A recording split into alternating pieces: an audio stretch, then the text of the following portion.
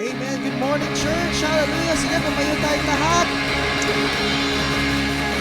I know that we are ready to give God praise and worship today for what He has done for us. Truly, God deserves everything. Amen. Pakisabi sa kanya mo, ibibigay ko the best sa Lord. Sabihin mo sa Kanya.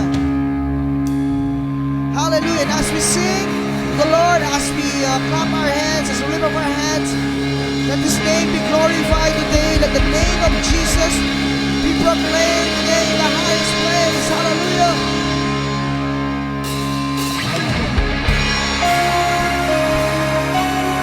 Praise the Lord.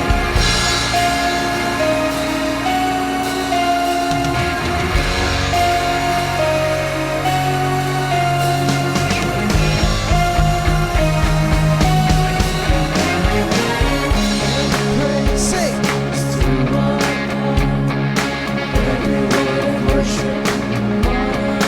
Sing. Every praise. Come on. Every praise is to our God. Sing hallelujah to our God. Glory, hallelujah. It's to our God. Every praise. Sing every praise.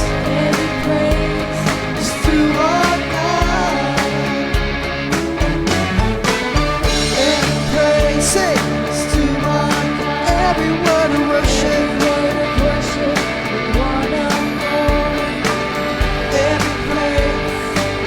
Every praise, sing, it's to my God. Sing hallelujah, sing hallelujah, To our God. glory hallelujah, Hallelujah. it's to our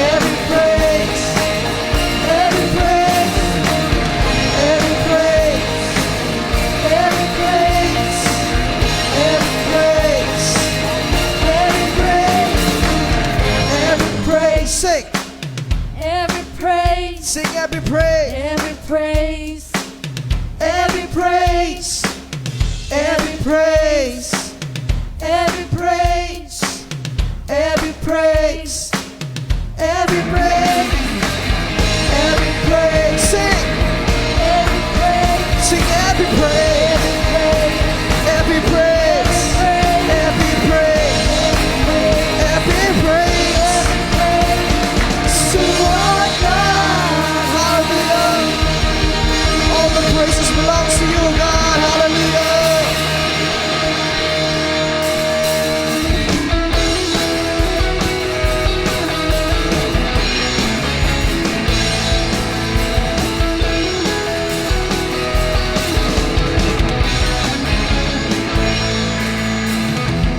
before have I felt so alive. Never before. Never before have I thought I'd fly.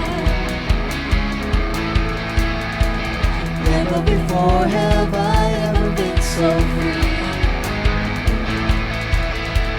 Speaking with you, I now begin to see. Let your presence. That your presence overwhelms me. Because of you, I can dance. Because of you, I'll lift my hands. Because of you, I can sing. I am free.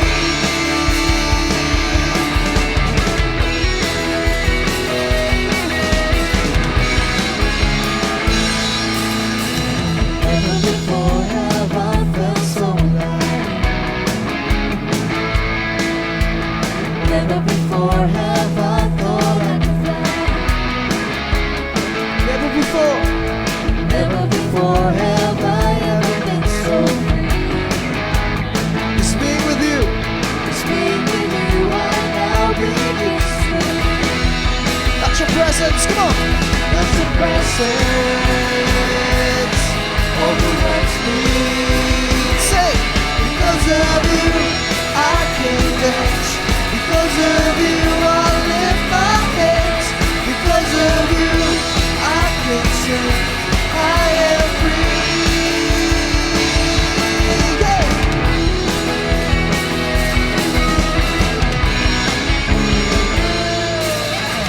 Never before have I felt so alive.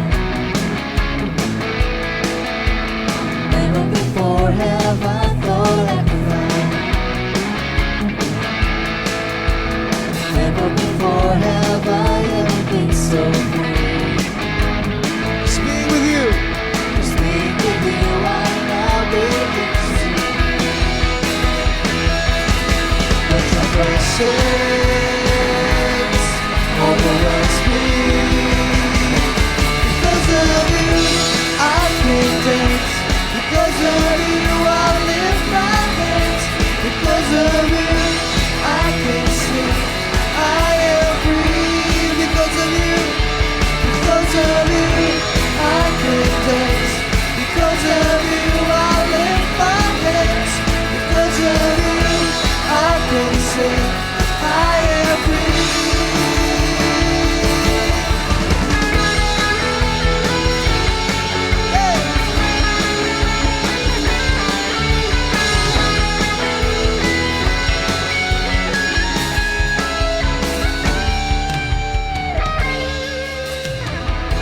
Jumping, shouting, dancing, spirit singing. There's freedom. We jump and shout and dance and speed and singing. There's freedom. We jump and shout and dance and speed and singing.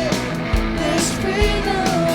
We jump and shout and dance and speed and singing. There's freedom. We jump and shout and dance and speed and singing. There's freedom. We jump and shout and dance and speed and singing. There's freedom. We jump and shout and dance and speed and singing.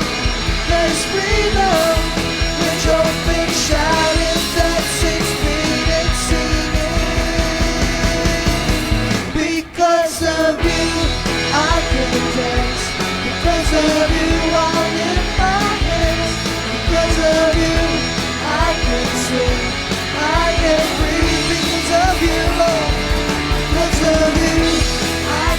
presence. Because of you, I lift my hands. Because of you, I can sing. I am free.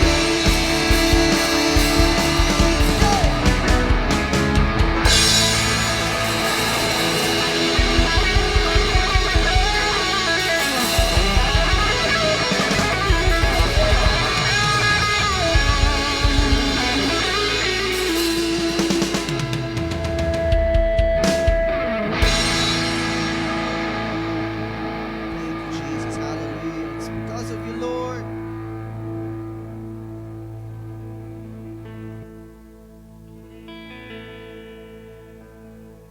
Thank you, Jesus.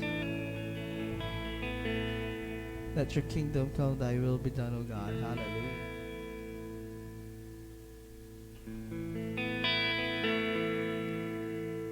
Exaltation and honor, Lord, belongs to you. Thank you, Jesus.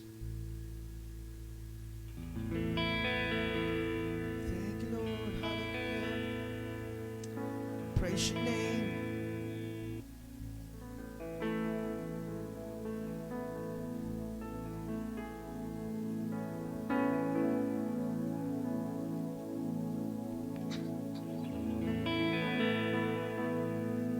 Thank you, Jesus. Come on, church. Let's give God praise that He deserves today. Hallelujah. And as we seek on the throne room of God, allow the Holy Spirit to manifest its power. Allow the Holy Spirit to manifest His goodness, His peace, His joy in your life today. God is prepared something good today for us. Exaltation and honor that God deserves in our lives. Hallelujah.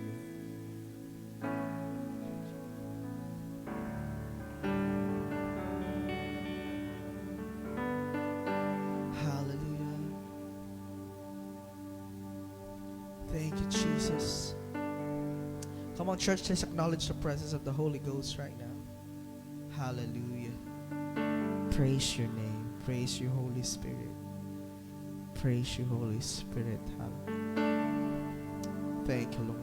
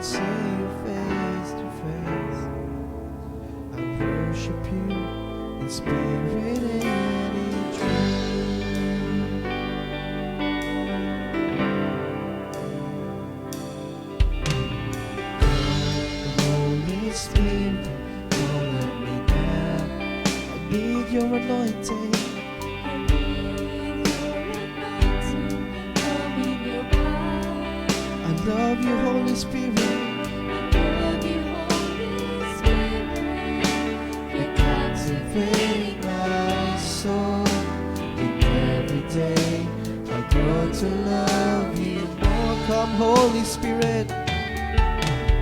Come, Holy Spirit, follow me now. I need your anointing, come in your power. I love you, Holy Spirit. I love you, Holy Spirit. You're captivating my soul. And every day I grow to love you more. Reaching for your heart, I'm reaching for your heart. You hold my life in your hands, drawing me closer to you. I feel your power in you. Nothing compares to this place where I can see you face to face. I'll worship you in spirit and in truth.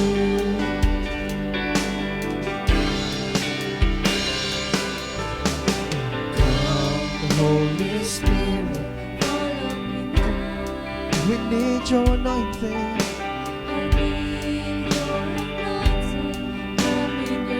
Allow the Holy Spirit to move and speak right now. I love you, Holy Spirit. You're captivating my soul.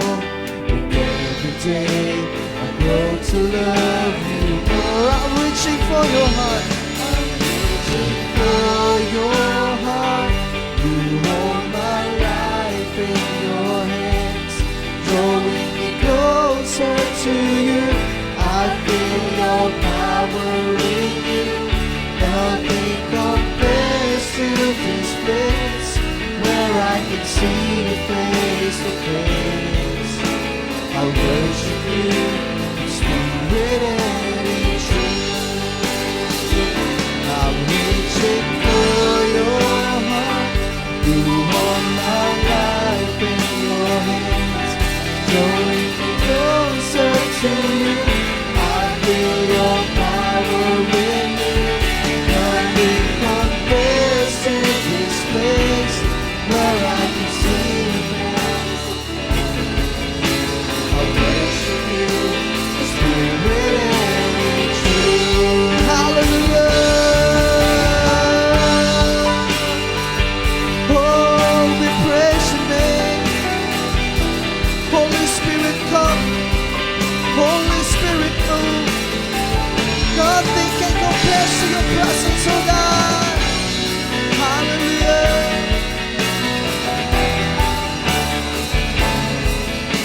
I worship you in spirit and in truth.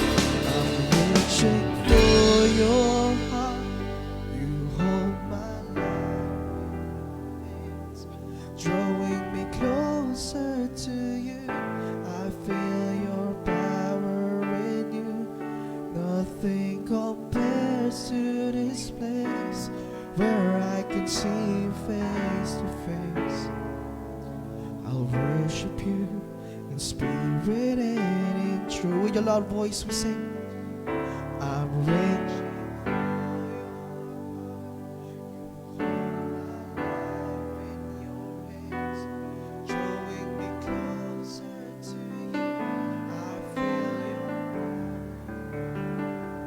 Nothing compares to this place where I can see you face to face. I'll worship you in spirit and in truth. I'm reaching for your heart. I'm reaching. You hold my life, drawing me closer. Nothing compares where I can see you face to face. I worship you in spirit and in truth. Come on, church, let's sing one more time. I'm reaching. You hold, drawing me closer to you.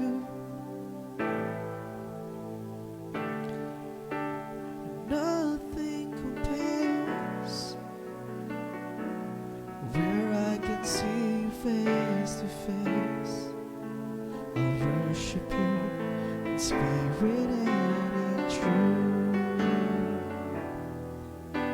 I'll worship you in spirit and in truth.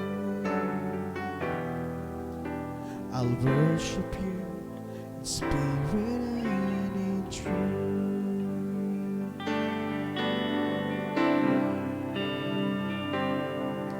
Hallelujah, where I can see you face to face.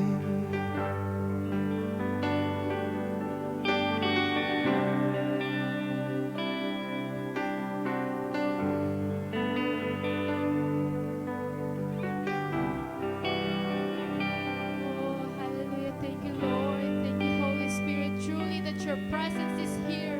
Hallelujah. Patuloy ka naming nararanasan, banal na Espiritu. Hallelujah. Thank you, Lord. Thank you, Jesus. We welcome you in this place. Patuloy kang manghuna sa araw na ito in the name of Jesus. We acknowledge your presence. Hallelujah. Thank you, Lord. Thank you, Holy Spirit. Hora bakandara basika daharara. Hora bashika dahara bakondara bashika daharara. We thank you, Lord. We love you, Holy Spirit. We love you, Jesus. Thank you, Jesus.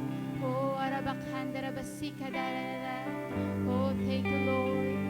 Thank you, Jesus. Kaya naman, Panginoon, sa oras na ito, Lord, tanging pangalan mo lamang, Lord, ang aming itataas sa oras na ito. We thank you, Lord, sa buhay ng bawat isa na narito, Panginoon, upang sumamba, upang magpuri at magpasalamat sa iyo, Panginoon. Naniniwala kami, Lord, na may gagawin ka sa oras na ito, Panginoon. We thank you, Lord, sa proteksyon, Panginoon, na binigay mo sa bawat isa, Panginoon, mula sa pagpunta namin dito sa iyong banal na tahanan, Panginoon. Kaya naman, Lord, naniniwala kami, Lord, hanggang sa aming pag-uwi, Panginoon, nariyan pa rin ang iyong protection, Lord, ng iyong banal na dugo, Panginoon. We thank you for that, Panginoon. We thank you, Lord, for your love, Panginoon, na patuloy mong pinaparanas sa bawat isa, Panginoon. We thank you, Jesus. And Lord, naniniwala kami, Panginoon, na sinabi mo nga, Lord, sa iyong word sa Luke, Panginoon, Book of Luke, Panginoon, that your Spirit will teach us, Panginoon. Kaya naman, Holy Spirit, ngayon pa lamang, provide us with the words that we need today, Panginoon. Holy Spirit, patuloy kang manguna sa oras na ito. Naniniwala kami sa aming series na ito. Patuloy ka namin makikilala. Patuloy namin makikita ang iyong purpose. Naniniwala kami, Lord, na mas marami kaming matututunan sa binigay mong banal na Espiritu. Ngayon pa lang, Lord, naniniwala kami magre-reflect na sa bawat isa, Panginoon, kung ano ang lahat na natututunan, Panginoon, sa pamamagitan ng iyong salita. And Lord, we declare, Panginoon, the wisdom, the knowledge, and the understanding, Panginoon, sa bawat isa, Panginoon, as we go sa service na ito, Panginoon. Naniniwala kami, Panginoon, na ikaw lamang, Lord, ang aming kasama, Panginoon. Mas lalo ka naming mamahalin, banal na Espiritu. Patuloy mo kaming samahan sa bawat oras, Panginoon, in the name of Jesus. Kaya naman, Lord, wala na kaming iba pang hihilingin, Panginoon, kung hindi ang iyong presensya, Panginoon. Patuloy kang gumabay, Panginoon, sa oras na ito, Panginoon. Dinadakila ka namin, itinataas namin, Panginoon, ang iyong pangalan. In the name of Jesus we pray. Amen and amen.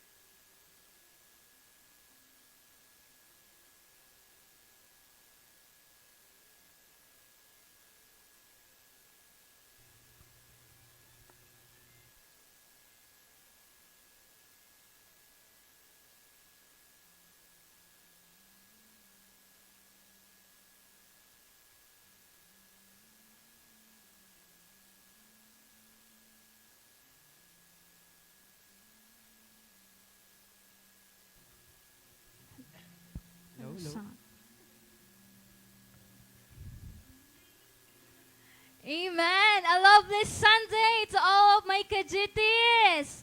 Ay, kumain pa kayo! Ba't walang gana? Again, good morning, young people! Good morning! Ayan, isa pa, good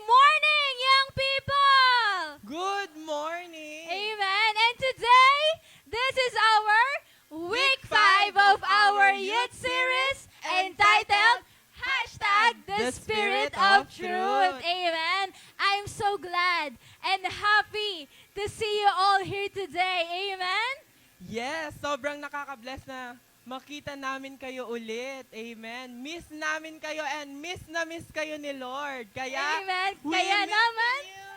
so much! Amen! Kung nakita nyo yung post ni Kuya Kaya Dor, nga. amen? As in, napakomment na lang talaga ako eh. Grabe, sabi kong ganyan. Oo, Kaya tawang-tawa naman, sila. again, we're missing you so much! Kaya naman, kayo naman ka-GT. Siyempre, hindi lang syempre. kami ang gagawa. Yung katabi Siyempre, nyo. kayo din.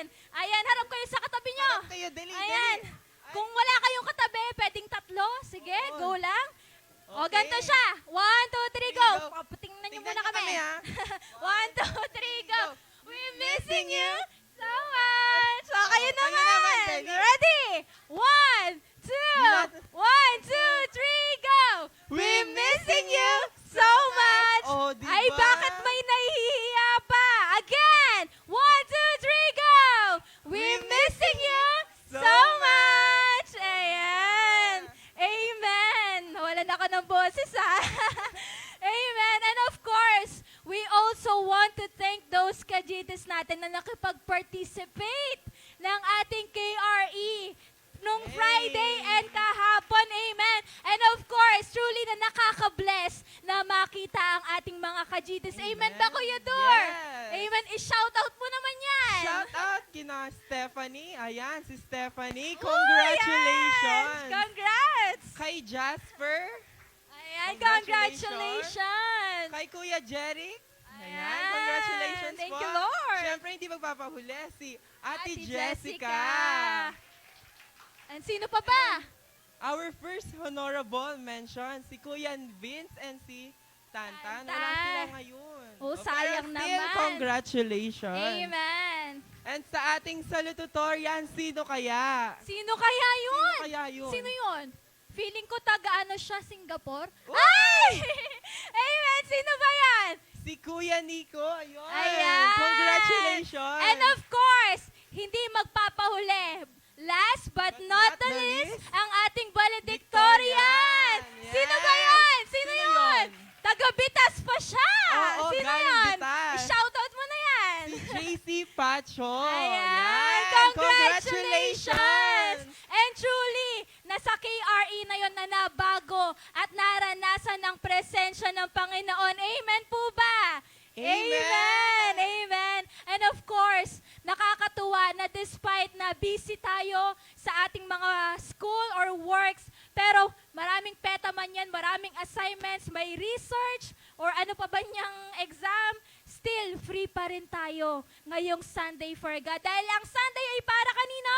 Para kay Lord! Lord. Amen! Amen. And tunay nga, natutuwa ako at nabibless ako na nandito kayo ngayon mga kajitis, na inuna natin ng Panginoon despite sa mga kabisihan natin sa buhay natin. Amen! Palakpakan naman natin ng Palakpakan ating natin sarili. ang sarili. Amen! Yan. Yes na yes, Cha. Sobrang pagod man natin physically, pero yung spiritually natin ay full of energy. O, di nyo kaya! Amen! Amen! Ayan! And Kuya Dor, and I know need natin today ng panibagong word of wisdom from the Holy Spirit. Amen! Amen. Kaya naman, Kaya naman, tignan niyo yung ilalim ng upuan nyo. baka may Baka isang may libo mga dyan. 1,000 dyan, Oh. malibre nyo kami. Pang McDo natin yan. Tignan nyo, dali. Meron dyan. Meron dyan. Meron yan. Meron mga... Ayan. Ayan. Iwagayway nyo naman yan. Itaas nyo. Iwagayway nyo yan. Yan. Itaas nyo yan. Itaas nyo yan. Itaas nyo yan. Amen. Ayan, bababa kami. Bababa Pipili kami, kami ng isa hanggang sa dalawa na magbabasa ng nakasulat dyan. Tara na. Amen. Tara. Go. Yan. Dito muna ako, Cha. Oh, sige lang, Sino sige nga lang. ba? O, si JC. Our, Valedictorian. valedictorian ng Wow! KRE. Ano yung nakasulat, JC? Focus on God. Focus on God. Ay, Amen. ayan. Feeling ko gustong basahin Saan niya Nasaan siya? Saan? Feeling ko si Abby gusto niya Uy, basahin. oo. Di ba? Di ba, Abby, gusto mo? Uy, Abby. Tayo ka nga, Abby. Ayan, sige nga, tayo ka nga. Basahin natin yan. Focus on God din. Talaga Ayan, naman. Talaga naman. Kaya naman, kailangan natin mag-focus kay God. Amen. Ayan. So that simple quotes is for you, Kajitis. Amen? Amen. We declare na nagbigay yan ng good. Reason for your good day. Amen. Yes. Ayan, sige. It's a simple quotes to read. Pero for me, it's a good reason to receive the rejoice of the Lord. Amen. Kaya naman, wag na nating patagalin pa. Let's proceed to our communion. Let's call Tayo on na tayo. Pastor Jan Rab Makapagal.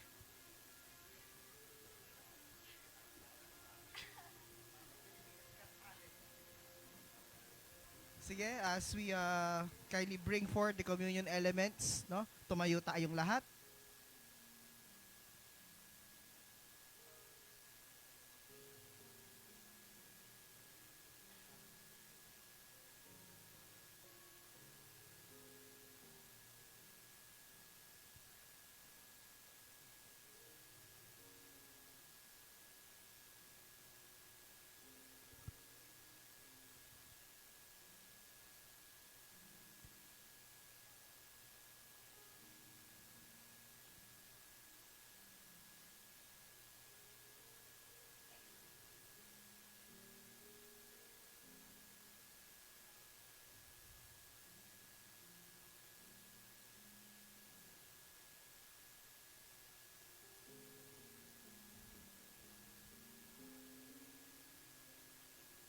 Sige, manatil tayo sa presence ni Lord.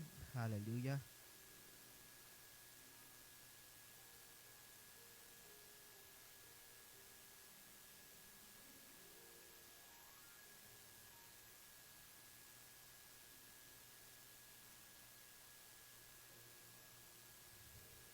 Bago natin ipanalangin itong mga communion elements natin, let me just share about to you about the communion.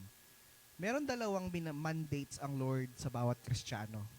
Number 1 is baptism of water, and number 2 is communion. Which is, ni-remind ni Jesus ang kanyang mga disciples before He was crucified that we should always do this in remembrance of Him. Na patuloy nating inaalala yung finished work whenever we are conducting our communion. No?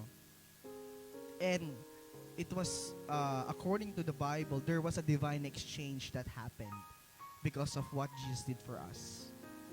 He was crucified so that we will be redeemed. He died so that curse will be broken. He became poor so that we became rich in His presence. Amen? Amen? No? And also, you could actually do communion at home if you want to. Pwede kayo mag-facilitate ng sarili niyong communion. Amen. Sige? Let us pray. Father, in the name of Jesus, salamat sa iyong katawan na nabugbog na sugatan para sa aming mga kasalanan. Salamat, Panginoon, sa iyong mga latay at sugat. Kaming nagsigaling, Panginoon. Salamat sa iyong katawan na inaalay, Panginoon, para sa amin, for us to be restored and redeemed and reconciled to the Father. Lord, as we partake itong tinapay na ito, Panginoon, patuloy na mabigyan ka ng kapurihan. Maalala, Panginoon, ang iyong ginawa para sa amin. Maraming salamat. We thank you, we love you in Jesus' name. Amen.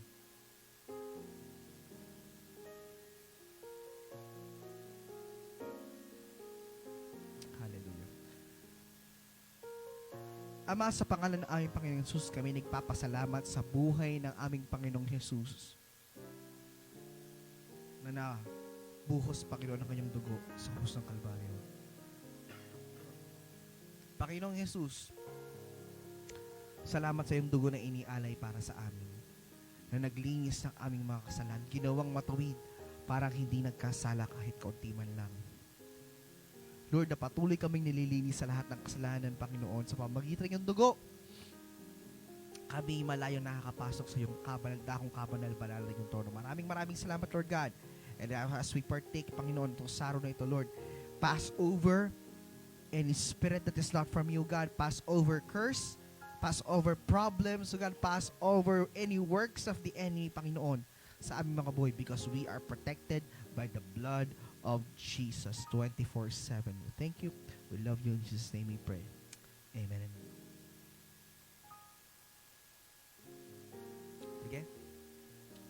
Panginoon, salamat sa yung ginawa sa krus ng Kalbaryo. Salamat, Panginoon, sa aming natanggap, Panginoon, sa umagang ito. Lord, naniniwala kayo, Panginoon, na may gagawin kang dakila sa aming mga buhay sa oras na ito, Panginoon. Kine-claim namin, Panginoon, ang mga matatanggap namin, Panginoon, sa oras na ito. Maraming salamat. We thank you. We love you. In Jesus' mighty name we pray. Amen and amen. Sige po, pwede na tayong makaupo at proceed na po tayo sa ating Word of God.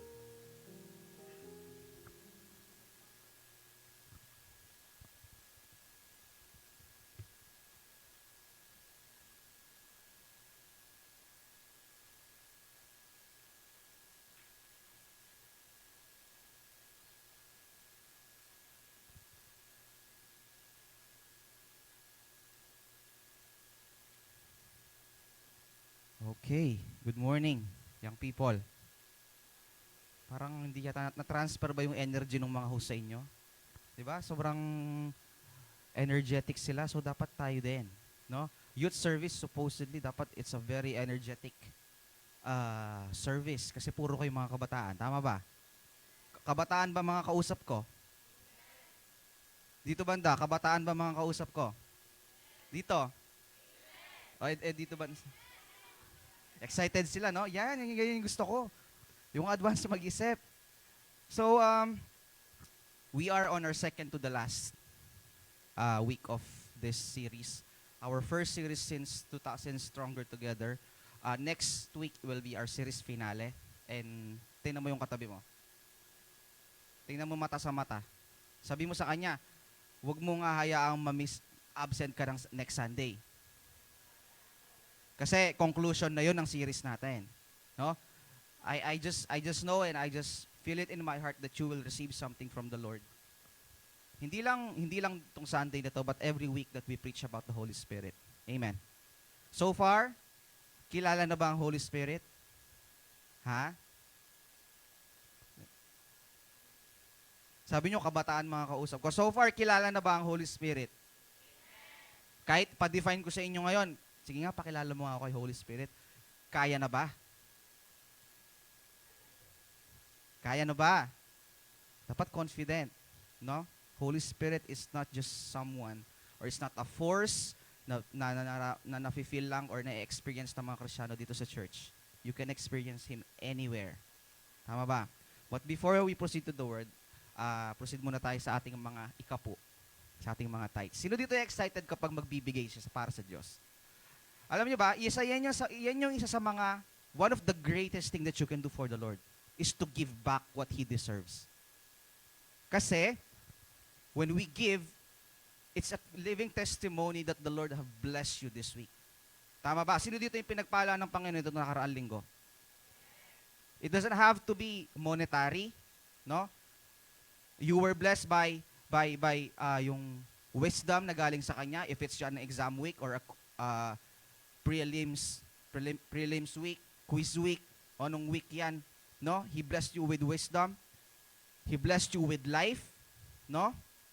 There's so many things to be grateful, and one of the greatest things that you can do for the Lord is to give back what He deserves. Can I hear an amen? Alam nyo, every time na ako, personally, I feel excited when I'm about to give someone a gift. Kasi excited ako dun sa magiging reaction niya. Alam niyo 'yan? Naintindihan niyo ba 'yung ibig ko sabihin? No? Of course, kagaya ng sinabi ko kahapon sa KRA, masarap bigyan ang mga taong appreciative. Yung dinanme mong candy, salamat. 'Di ba? Yung kahit maliit o mas maliit na bagay na appreciate nila, 'yan yung mga taong masarap bigyan. Tama ba? And whenever when I prepare a gift for someone, I'm excited ako lagi. No? Kasi I'm looking forward dun sa magiging reaction niya. Whenever we give for the Lord, are you excited kung ano magiging reaction niya? Ang tanong, napapangiti ba ang Diyos dun sa ginagawa nating pagsunod? Tama ba? Kasi, our ultimate goal, ako personal, my ultimate goal, why do we go to church? Bakit kailangan magising ng maaga, no? 5 a.m. gising na ako every Sunday. Kasi kailangan umattend ng practice. And then, Monday to Friday, nagpapagod tayo sa school, napapagod tayo sa mga trabaho natin. And then, Saturday and Sunday, nandito pa rin tayo sa church. Why do we do that? No? Kung titingnan mo, it doesn't make sense. Supposedly, dapat itong mga oras to natutulog ka pa. Hindi totoo? Ang sarap matulog ngayon, lalo na medyo malamig ng konti. Di ba? Saturday, 3 o'clock, 2 p.m., nandito kami sa church, no? Nagpa-practice, nagte-training. Supposedly, ang sarap matulog. Ang sarap magpahinga from all the stress na nadulot ng pag-aaral, ng trabaho. But why do we go here? Why do we serve the Lord? Isa lang ang goal ko. For me, ang gusto ko lang makita is yung ngiti ng Panginoon every time I do this. That's more than enough. And same sa pagbibigay. Whenever we are about to give. Na, ako, isa sa mga paborito kong part ng service is the giving time. Dahil I'm looking forward dun sa magiging reaction ng Panginoon. Kasi naging tapat ako sa Kanya. Amen. Can I hear an amen, young people? Okay, so sige, tayo tayong lahat and hawakan natin yung mga mga tithes natin, tithes and offering. Kala ko may QR code na dito. Wala pa pala. So, maglalagay tayo ng QR code dito, no? Sige, let's pray for our tithes. Hawakan mo yan. Hallelujah. Panginoon, salamat sa panibagong pagkakataon, another privilege that we can give what is due, what you deserve, Panginoon. We know that you have blessed us so much this week. It doesn't have to be monetary, but we are so grateful for everything, Panginoon, na tanggap namin ng linggong nito. And we're looking forward this coming week. Dodoblihin, mas marami pang pagpapala, mas marami pang joy, Panginoon, ang mga experience ng bawat isa sa amin. More wisdom, Panginoon, sa aming pag-aaral, and continue to bless each and every young people, Panginoon, na magkakaloob sa iyong ministeryo. Maraming salamat. We honor you and we thank you. In Jesus' name we pray. Everybody can say, Amen. You can go ahead and...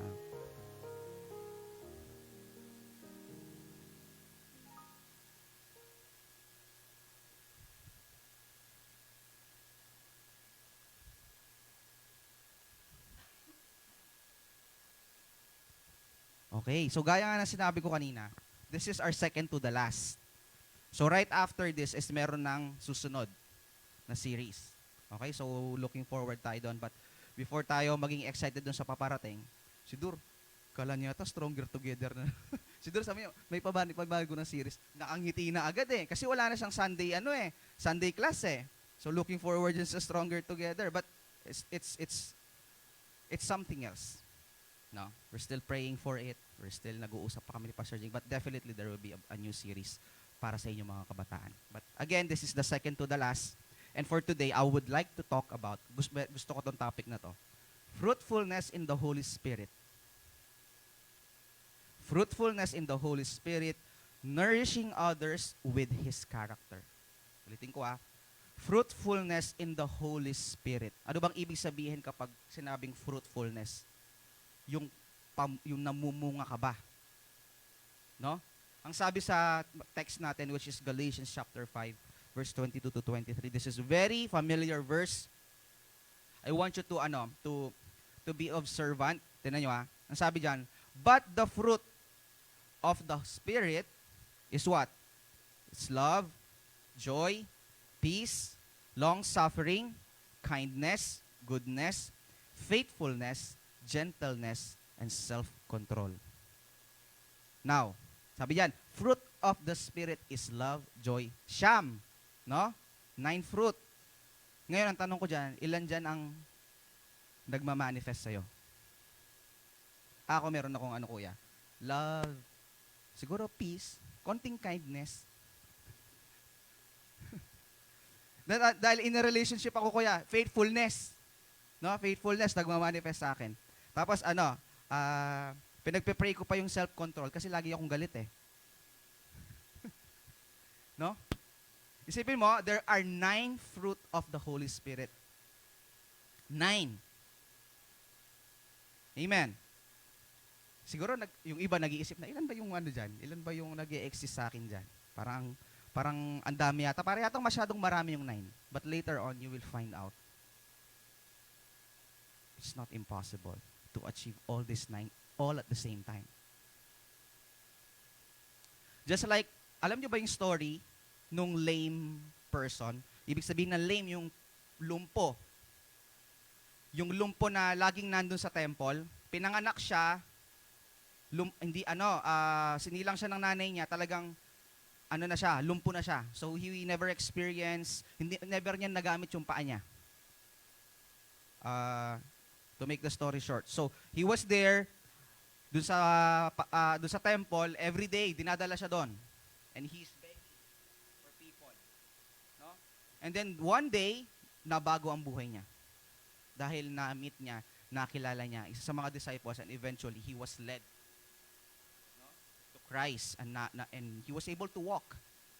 But the thing about lame people na inborn is they never experience how to walk. So, ibig sabihin, andyan meron silang paa, pero never nila nagamit. Tama? So, physically, meron silang paa, but they are unable to walk.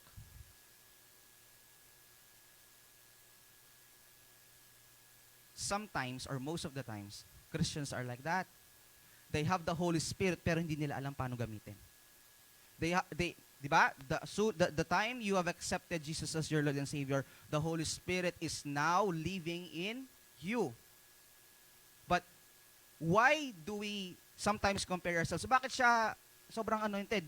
Bakit siya sobrang ganito? Bakit ako hindi? Ang tanong, kapatid, alam mo ba kung paano lumakad?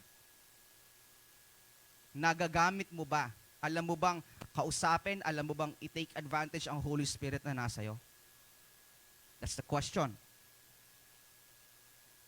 See, ang sabi dito, the fruit and the Spirit, the fruit of the Spirit and the gifts of the Spirit is both character and charisma. Tingnan mo yung katabi mo kung mukhang charismatic. May charisma ba siya? Charisma yan yung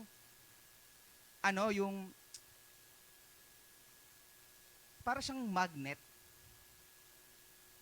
Yung parang maraming tao yung namamagnet niya. Charisma. Si Tos daw, magnetic. Charisma, yung every now and then, people always admire you. That's charisma. Pero sabi ng pag-aaralan natin ngayon, there are two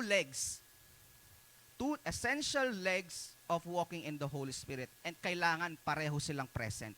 Hindi pwedeng gift lang. Kailangan pati yung fruit nag-e-exist. Amen. Ang sabi dito, the life full of the Holy Spirit has both character and power. And Jesus was the perfect example of that. Si Jesus, siya na yung pinaka-spirit-filled person that has ever walked on earth. He was full of love, okay? But he is also very powerful. And when he was with his disciples, he is trying his best, and his goal is to make his disciples just like him, to both walk in love and power. Gift and fruit at the same time. Alam niyo bang ibig sabihin ng quenching? We are exhorted to not quench the Spirit and not grieve the Holy Spirit. Alam niyo ba yung pinagkaiba ng dalawa? Pag sinabing quench, when you quench the Holy Spirit, it means you are limiting His power. Okay? When you are grieving the Holy Spirit, ibig sabihin, grieving takes place when we ignore His promptings and act contrary to His character. When you quench the Holy Spirit, you don't allow His power to flow. Nililimitahan mo. Okay? When you grieve the Holy Spirit, you don't allow His presence to produce the fruit. And sabi dito, the Holy Spirit wants to empower our lives with His anointing and equip our character with His fruit. And sabi ko nga kanina, these are the two essential legs of walking in the Spirit. Just like an airplane. No? airplane, ilan ang pakpak niyan? 2. Can it survive without the other wing? Kaya niya lumipad? No. Because he needs to balance. No? At kayo na rin. Meron ba kayong paborito ko yung kanang pa ako kaysa doon sa kaliwa? Pag naglalakad ako. So ito yung priority ko. Sa kamay siguro pwede, no? Kasi we write, we eat, no? Merong dominant hand. Pero pagdating sa paglakad, walang dominante. They are both essential. Kasi you cannot walk if you only have one leg. Siguro you can walk, you can hop, but you cannot walk. No? At ipaprioritize mo yung isa, pagtatawanan ka sa daan, pag lumakad ka. Kasi both legs are needed to walk properly. And just like walking in the Holy Spirit, walking in living with the presence of the Holy Spirit, you need both the fruit and the gift. Kuya Sam, ano ba yung fruit? Ano ba yung gift? Okay? Mamaya, tackle natin. Kasi nagtataka yung iba, ano ba yung fruit? Ano ba yung gift? Mamaya. Ito. Umpisa natin sa fruit. Diba? Ang sabi dun sa text natin kanina, but the fruit of the Spirit is love, joy, peace, long-suffering, kindness, goodness, faithfulness, gentleness, and self-control. Understanding the fruit. Sino dito yung mga science major? Or naaalala yung biology class nila? Yung botany. Botany, the study of di ba? Fruit is not developed by striving. Ang sabi dito, trees don't struggle to produce the fruit. Branches simply abide on the tree and they bear fruit. As long na yung sanga ng puno nakakonect dun sa main body niya, hindi struggle sa puno ang mag-produce ng bunga. As long that it's connected to the main body. Tama? Tama ba? And then sabi dito, it's your surrender and abiding that the Holy Spirit will use to produce His character in you. And it's your attachment to the Holy Spirit that brings fruit. Ang sabi ng fruit, love, peace, joy, long-suffering, kindness, goodness, faithfulness, gentleness, self-control. Tanong ko sa inyo kanina, ilan ang kaya mong i-manifest dyan? Sino dito may perfect 9? 8. 7. 6. Bilangin nyo ba? 5. Bilangin nyo. Bilangin nyo sa isip nyo. Pakita nyo nga ulit yung verse. Love, joy, peace, long-suffering, kindness, goodness, faithfulness, gentleness, and self-control. Bilangin nyo nga. So dito may 8. 8 out of 9 nagmamanifest sa character niya. 7. Hindi talaga nagbilang si Crystal, oh. Talagang PME lang na eh. 6. 5. 7. So, pinakamarami, 7. Pinakamarami, 7. You see, ang sabi dun sa understanding the fruit of the Spirit, sabi dito, in order for you to say that you have perfected this 9, no? You have to be connected to the main body, which is the Holy Spirit, and pray that His character will flow in you. Because this is the character of the Holy Spirit, no? Ang gustong mangyari ng Panginoon is yung character ng Holy Spirit, yun yung magmamanifest sa'yo. All 9. Hindi 1, 2, 7. All 9 characters. All 9 fruit of the Holy Spirit. Therefore, you don't work on your fruit, you work on developing a close relationship with Him. And fruit comes as a result. Again, that's why it's called the fruit of the Holy Spirit and not the fruit of your efforts. Ang sabi dito, 9, di ba? When you focus on love, nakakalimutan mo ang gentleness. Or sometimes nakakaligtaan mo ang self-control. When you focus on joy, nakakalimutan mo ang peace, ang long-suffering. You cannot just by your own efforts be able to perfect this 9. Kasi if you focus on something, you neglect something else. That's true. Kaya when we're trying to i-manifest yung fruit ng Spirit sa buhay natin, we're struggling to manifest all 9 kasi we do it by our own efforts. Where it's very clear in the Bible, ang sabi, a tree does not struggle to produce its fruit as long that its branches are connected to the main body. So, if you want to have a perfect 9, what do you need to do?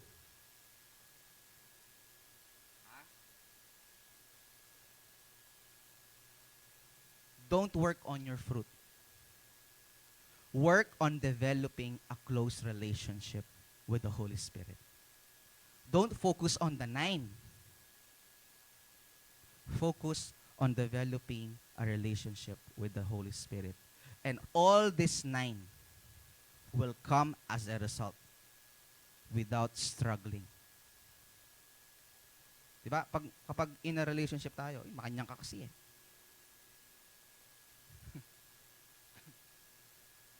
Diba? Na-highlight yung mga mali. Meron tama, meron magaganda, pero diba? Na-highlight yung mga ugali natin. Alam ko yan. Meron tayong mga ugali na tayo mismo ayaw natin sa mga sarili natin. And if we're trying to change that by our own efforts, it's never gonna work. Can I hear an amen, young people? Lagi kang late. And then, I hate being late. Kailangan pag Sunday, gigising na ako ng maaga. No? Don't focus on the fruit. Focus on developing a relationship with the Holy Spirit. Ito, baka shocking sa inyo to. But we are not called to work on developing our character. You are not called to develop and to change your to work on your character. You are called to work on your relationship with the Holy Spirit. And He will work your character in return. Can I hear an amen? Tingnan nyo sabi ng Jesus sa mga disciples niya in Matthew chapter 4 verse 19, sabi niya, follow me and I will make you ... Sabi niya, follow me, disciples, follow me and I will make you, etc., etc., etc. Fishers of men, etc., etc. Their assignment, ang assignment ng mga disciples was to follow. And Jesus, His assignment was to make. Gets? Ang gusto ng Panginoon, sabi niya, follow me. It's not your job to make yourselves like this. All you have to do is follow me and I will make you into something else. Diba? Ganda, no? Even though Jesus addressed different character flaws in His disciples, isipin mo His 12 disciples, they are not perfect. Every disciple merong struggle, merong isang character na nagsastruggle sila. Just like Peter. Si Peter, siya na yung pinakamainit ng ulo dun sa 12. No? That's one of his struggles. Yung tax collector naman, he is a corrupt official. No? But he was chosen as one of the 12. And of course, kilala natin. Baka best friend nyo to. Si Judas. No? Si Judas was a deceiver. No? Ibinenta niya ang Panginoon for 10 ba or 12 shekels of silver. No? Every specific disciple ng Panginoon, there is something to work on. There is a specific character that they need to work on. At alam ng Diyos yon, in-address niya sa kanila. No? Pero ito yung maganda sa mga disciples. It was their abiding with Him that changed them over time. Ibig sabihin ng abide yung, Dab, ganunin mo nga si J-Lo. No? Ganunin mo. Hindi, ipalupot mo yung kamay mo. Hindi, dito sa kamay. Yan. Parang pa ikakasal kayo. Yan, ganyan.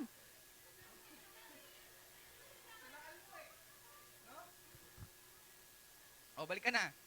Baka ano pang gawin mo dyan?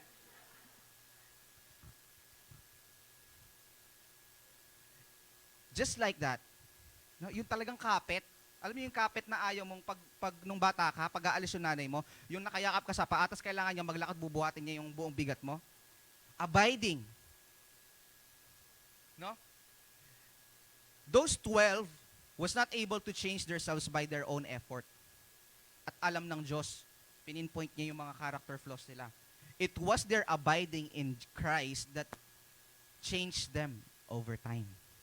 Can I hear an amen, young people? It was your abiding in the Holy Spirit that can change you over time. Amen. And the same promise remains today. If we follow the Holy Spirit, abide in Him, and develop communion with Him, He will make us into good, patient, loving, joyful, kind, faithful, gentle, long-suffering, and self-controlled people. But at the end of the day, all the credit will be His and not ours. Imagine yourself as a part of the tree. Nung sinabi ko kanina. Our role or our part, we are the branches.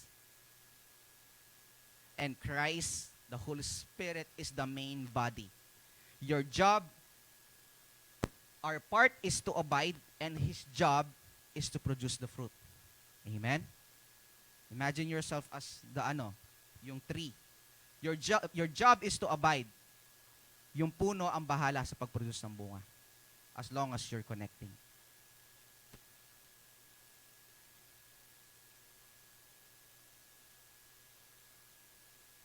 In other words, sabi dito, don't focus on your issues, on your flaws, on your character issues, no? Instead, cultivate a close relationship with Him. And even though, alam naman nating lahat that fruit takes time to develop. Hindi yung nagtanim ka ng mangga, bukas mamumunga ka agad. It takes time. It's seasonal, panapanahon, no? Even though the fruit takes time to develop, it's the abiding in the tree that brings it to maturity so it's ready to enjoy. If I plant a mango tree ngayon, and then I will cut off its branches, should I expect a fruit months from now? No, it's impossible kasi putol na yung sanga. It was never connected to the main body, so producing a fruit is impossible, right? And time alone doesn't bring fruit. Tingnan nyo ha. Kahit iwan ko yan, let's say, ito yung puno, I cut off the branches, no? Sabi niya, time produces fruit eh. No? So, iwanan ko siya, kahit 1 taon siyang nandyan, as long na wala siyang sanga, it will never bear fruit. Because abiding in the tree is what is the key in producing a fruit. Tama? That's why it's very important, young people. I know we have a lot of concerns sa mga sarili natin, no? Kaya nga may mga insecurities eh. May mga mga nagse-self-pity. No? Kasi nakafocus ka dun sa issue natin sa pag-uugali natin. Pero mali pala. Because your own efforts cannot change you. You can focus on something else but you will neglect the other 8. Amen? Sabi dito,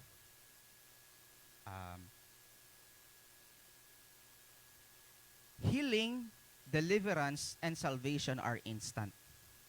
But sanctification is a process brought forth by the Holy Spirit. The moment you have accepted Christ, you are already saved. That's instant. No? Also healing, and you were delivered. Di ba mga nag-KRE? No? Kahapon, kaya may mga dyaryo dun sa no? Because that's deliverance, part of the salvation are instant. But sanctification, ibig sabihin sanctification is a sanctify. Hindi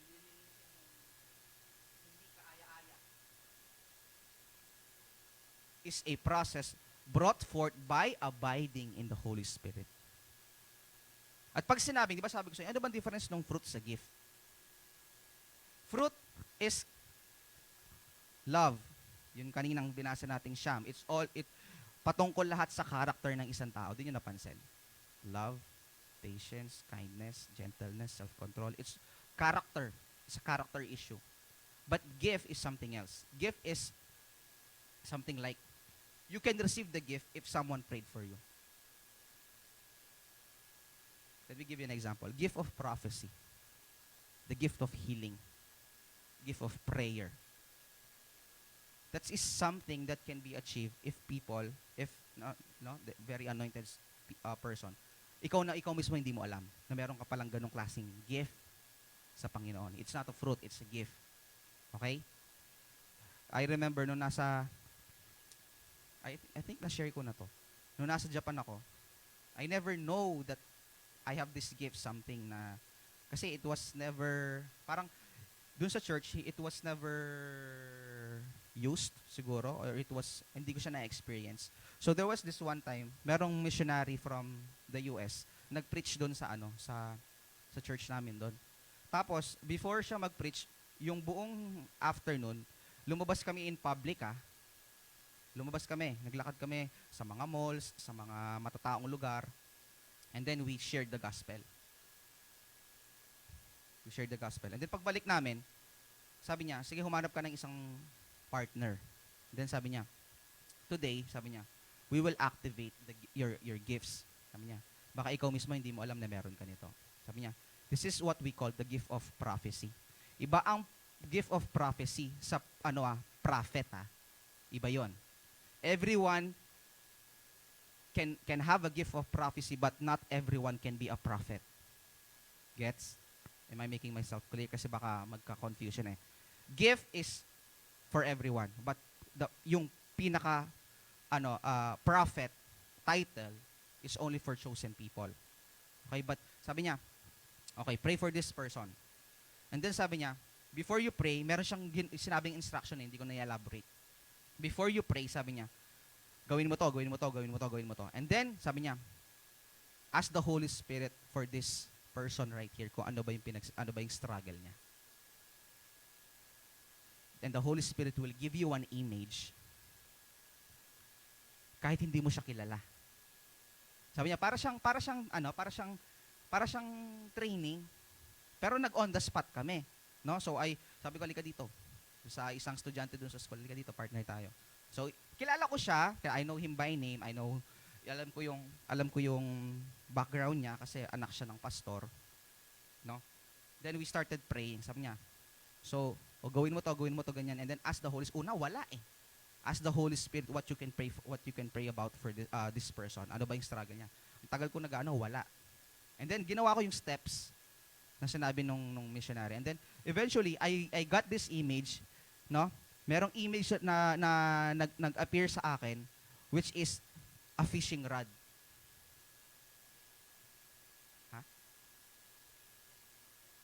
Alam niyo yung fishing rod? Pamadwas. Mamingwit. And then yung image na yon, yung pamingwit, nakita ko siya, nasa bangka sila ng papa niya. No, namimingwit sila. And then yung papa niya, sobrang dami ng huli. Pero siya, yung pinaka stick ng fishing rod niya is a gun barrel. Alam niyo 'yan? Yung nilalabasan ng bala, ng barel, yung pinaka-handle niya. And every time na meron siyang mabubunot, mahuhuling isda, pumuputok. So instead of catching the fish, it's actually killing the fish. So, yun yung image na nakita ko. And then, sige, mulat nyo na yung mata nyo. And then, tell that person what you saw. And then sabi ko sa kanya, does a fishing rod make sense? Tapos yung itsura niya, alam mo yung itsura na yung na-shock siya. Tapos sabi ko, this is what I saw. And explain ko sa kanya. Kasi dapat, sabi nung missionary, when you have this gift of prophecy, you don't just see the struggle, but you also serve an encouragement para para ma-overcome niya yung struggle niya na yon. So, in-explain ko sa kanya yung sinabi ko sa inyo, nakita ko. And then eventually, sabi niya, alam mo, Brother Sam, sabi niya, this is what's happening right now. Sabi niya, I tend to lose focus on my duty as a son of a pastor, and I spend more time with my friends fishing. Kasi yung Okinawa, kahit saan ka tumingin, beach. So maraming kahit saan ka tumingin, beach. So maraming mga fishing spots. Sabi niya, eventually, sabi niya, there was this specific day, sabi niya, parang naengganyo ako sa pamimingwit. And sabi niya, hindi ko na namamalayan, na-spend ko na most ng oras ko dito sa isang bagay nito, na-neglect ko yung duty ko as a pastor's son, as a Christian. Sabi niya, in serving the Lord, instead of fishing for men, I fish for something else. Sabi niya sa akin, mali ka nga dito, ma. Tapos sabi niya, kasi walang kuya dun eh, no? Doon mas matanda ako sa kanya. Sabi niya, si Brother Sam, sabi niya, ito yung nakita niya sa amin. Tapos pali ka dito, no? Buong pamilya, inano ako, para akong sabi niya, ito daw yung naging sabi. Sabi nung tatay niya. Tapos sabi ang instruction ng preacher, sabi niya, okay, sino dito yung naka 100% spot on? Sabi niya, magtaas ng kamay. Tapos sabi ko, huwag ka na magtaas ng kamay. Sabi niya, akyat dito sa stage and explain mo kung ano yung nangyari. Sabi ko doon sa estudyante, huwag ka magtaas ng kamay kasi ayoko umakyat. Kasi mag-i-English na naman ako. No? But eventually, sabi niya, hindi. Sabi niya, tagtaas siya ng kamay. And then, I went up on the stage and explained ko. And then, after nun, tinanong ko yung preacher, sabi ko, I never knew about this. This is my first experience. Sabi niya, gift is something to be developed. No? You can receive it, but it takes time, it takes practice para ma-develop. But fruit are character issues.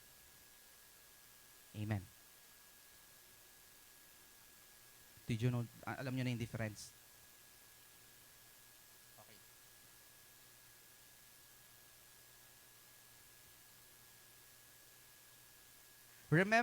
Always remember that God is always interested in your spiritual fruit. Okay? Life filled with the Holy Spirit is not you making an effort to live for God, but letting the Holy Spirit live through you. Sabi ni Paul, it is no longer I, but Christ who lives in me. We receive salvation when we believe that Jesus died in our place on the cross. But do you know how character is developed? It results when you surrender the Holy Spirit and you give Him total access to your heart, soul, and body. Yes, let Him live His life through you. Salvation came when Jesus died in our place, but sanctification comes when we let the Holy Spirit live His life in us. Mas madaling i-recognize yung ginawa ng Diyos na namatay siya para sa atin kaysa i-surrender ang buhay mo sa Kanya. Totoo. Sabi ko nga kahapon sa KRE, maraming Kristiyano, tinanggap lang si Jesus as His Savior, but never His Lord. Kasi ayaw nilang sumurrender. They call themselves as Christians, as born again, no?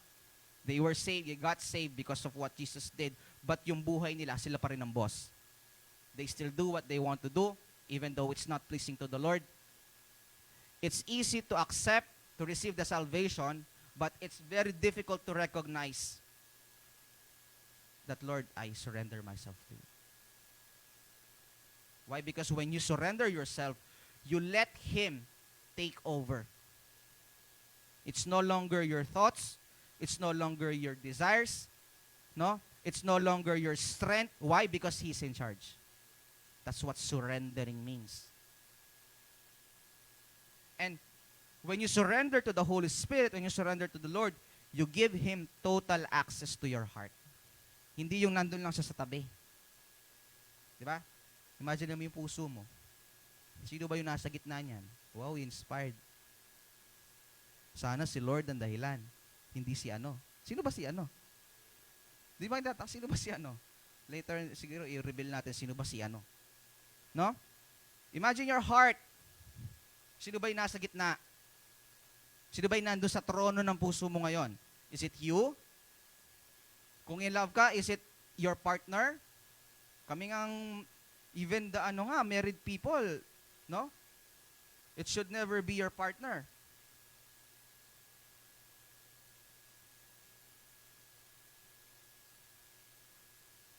It's interesting that all 9 characteristics of the fruit of the Holy Spirit develops in us our attitudes. Sabi ko nga kanina sa inyo, it's character issue, attitude problem. not actions. Tingnan nyo love, joy, peace, long-suffering, kindness, goodness, faithfulness, gentleness, and self-control. When somebody said, "You're so kind, mabait mo naman." It's a character. It's your character. Mabait ka. No? When somebody said, "Ang tapat mo naman," ang martir mo naman. Iba ang martir sa faithfulness, ha? No? When somebody said, sobrang masiyahin. Yung kahit may pinagdadaanan ka, hindi halata sa itsura mo. It's a character in you. It's an attitude. Tama ba? That's why, these are not issues of behavior, but of attitude. If you remember the 10 Commandments, di ba? Ang nasa 10 Commandments are all about doing this or not. Huwag kang papatay, huwag kang mangangalunya. No? Huwag kang sasamba sa ibang Diyos, maliban sa akin. It's all about actions. Huwag mong gagawin to, huwag mong gagawin to, huwag mong gagawin to. But the fruit of the Spirit is not about doing, but being. Ibig sabihin nun, the fruit of the Spirit is not actions. It's what you are about to become. Or it's what you should become. Can I hear an amen, young people? That's why actions and fruit, it's never gonna work. You cannot work on your fruit by changing the way you act. No? Sige na nga, hindi na ako magmamarites. Sige na nga, hindi na ako magsisinungaling. It's not about the act. Pagmamarites and pagsisinungaling are actions. Right? But there is something that needs to be corrected deep inside you, an attitude, a behavior. Tama ba, young people? Sabi ni, what is an attitude? Sabi ni John Maxwell. Sabi ni John Maxwell, basahin natin. Attitude is the librarian of our past, the speaker of our present, and it is a prophet of our future. Its roots are inward, but its fruit is outward. It's our best friend or our worst enemy. It is more honest and more consistent than our words. It is an outward look based on past experiences. It is a thing that draws people to us or repels them from us. Ganda, no? Hindi ko rin na-gets. Himayin natin. Sabi niya, attitude is the librarian of your past and the speaker of your present. Kahit gaano mo pilit itago kung ano yun nandyan sa'yo, kung anong klaseng pagkatao mo, lalabas at lalabas pa din yan. Sabi, it's the speaker of your present. At if somehow this certain point or this certain behavior of yourself is not changed, eventually it will dictate your future. Right?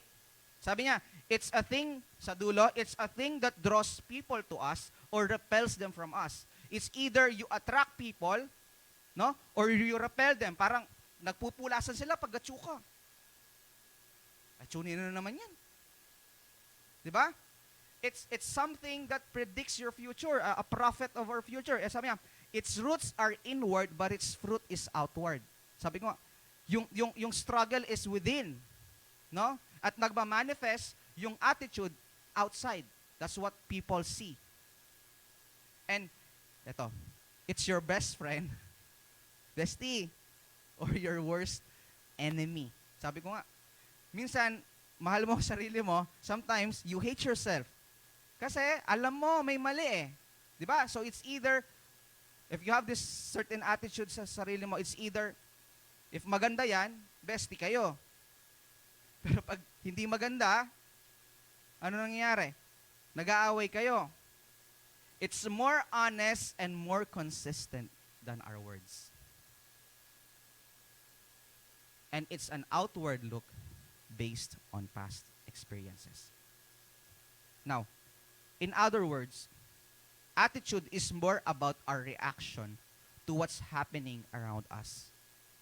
Most of the time, how we react to situations in life is more important than the situations themselves. Ibig sabihin, ano ibig sabihin nun? Let's say, you receive, may bad news. No? What's your initial reaction? sometimes, the bad news is not the main focus. Hindi yun ang importante. Christians, ang importante, ano yung naging una mong reaction when you got that news? What was the first thing came into your mind? What was the first thing you did? What was your reaction? Bro, babagsak ka daw sa ano. Kulang ka ng pinasa. Or something else. Bakit nagre-react doon? Ano ba? Nakaka-relate ba? INC ba? No? Something unexpected came. No? A news, something else, somewhere else, personal or family. What is your initial reaction? Naalala ko yung lola ko noon eh. Naalala niyo yung lumindol? Nung lumindol na malakas, yung Zambales, yung ano, I think it's a different earthquake. Pero lumindol nun eh. Ang nangyari kasi yung lola ko, siya lang mag-isa dun sa kanila, dun sa kabilang bahay. Doon magkapit bahay kami, as in dikit talaga yung bahay. Bigla lumindol.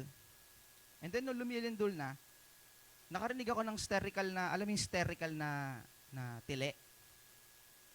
Yung yung sterical ay. Parang may sunog. Sabi ko sa kanya, pumasok ako. Sabi ko, bakit? Di ba naramdaman lumindol? Sabi niya sa akin, alam ko. Balo ko ako. Alam ko lumindol. Sabi niya, o ba't ko sumisigaw? Sabi ko sa kanya, lumindol eh. Sabi ko, alam mo, instead of reacting something like that, why don't you just pray? No? Pag-pray mo yung lindol to stop. Instead of reacting, Initial reaction is very important to Christians. Let me remind you. Kahit gaano ka pa, sabihin mong, katahimik, your initial reaction to something unexpected always matter.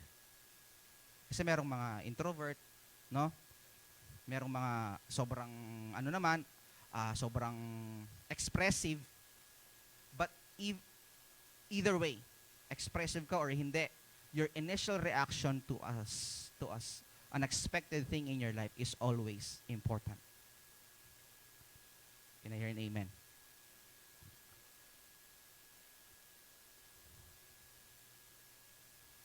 Why is the Holy Spirit more concerned with our attitude than our actions? That's the question.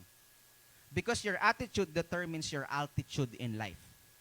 The fruit of His working in your heart is a change of your attitude toward life. Ulitin ko The fruit of His working in your heart is a change of your attitude toward life. We tend to think that His number one job was to change the circumstances so that we don't have to change our attitude. Or we pray that He will change other people so we don't have to change.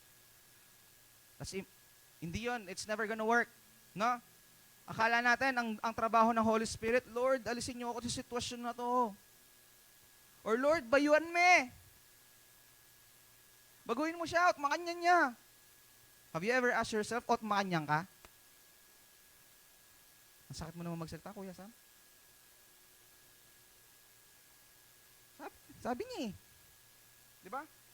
We tend to think that the number one job of the Holy Spirit is to change your circumstances para hindi mabago yung attitude natin sa buhay. Do you like that? Ganun ba yung mas prefer niyo ba yung ganon?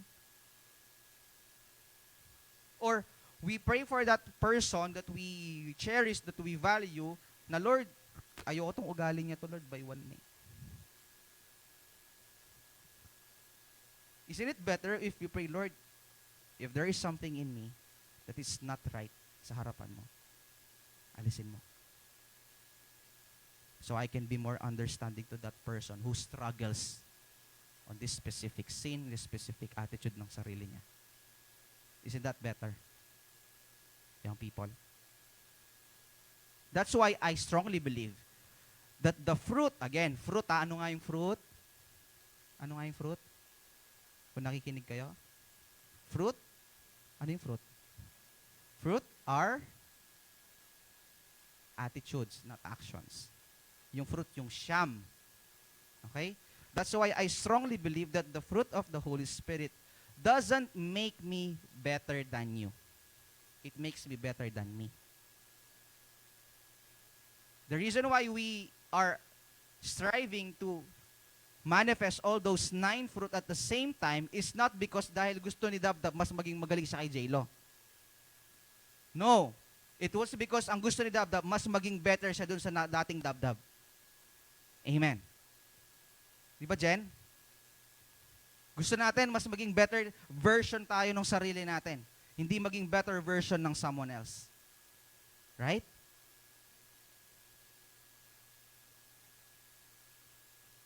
Number 3, the impact and the role of fruit in our lives. Ito, isa rin to sa mga gusto kong part ng topic natin ngayon. Sabi, fruit feeds. Fruit doesn't feed itself. It nourishes others. Pag sumungkit ka ng mangga doon sa puno ng kapitbahay nyo, kahit di ka nagpaalam, when you eat that fruit, it nourishes you.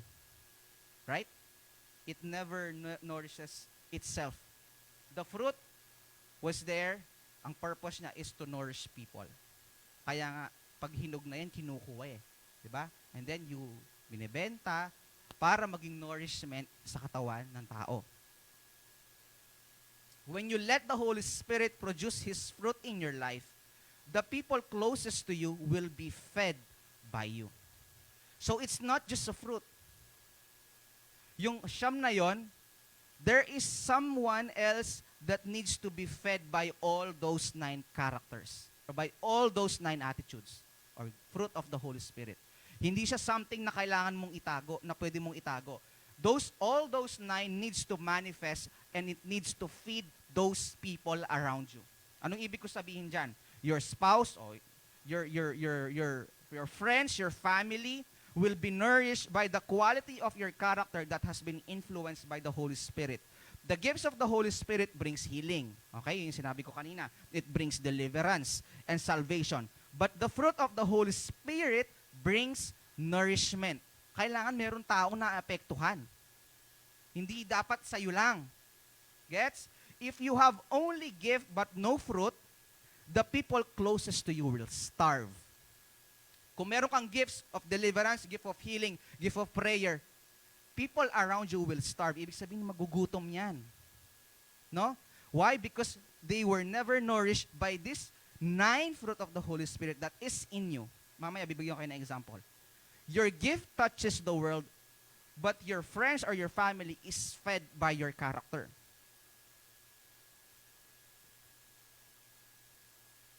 You see, pag nasa bahay ako, nandun na kami sa bahay ng biyanan ko, pag weekends, hindi importante kung gaano ako kagaling na preacher. Hindi importante kung drummer ako, keyboardist ako, or dancer ka dito. Does it matter in your household?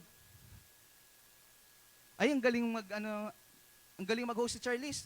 Yung pag-host mo ba, may epekto yan pag nandun ka sa bahay, nag-host ka ba doon? Okay ma, time na po para maghugas ng plato. Missing you. You see, these are gifts di ba? Gift mo sa pag-host, gift mo sa pagda-drums, or sa pag-preach, it doesn't matter in your household. Ang nagmamatter, pagkasama mo ang pamilya mo, mga kaibigan mo, is your character. And your friends and your families are being fed not by your gifts, but by the fruit in you.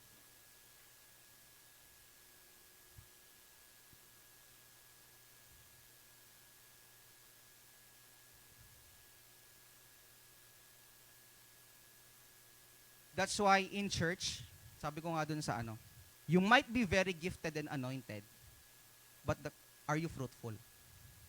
Are you fruitful? If you have, sino dito may unbeliever na parents, siblings, na hindi pa nakakapag-church?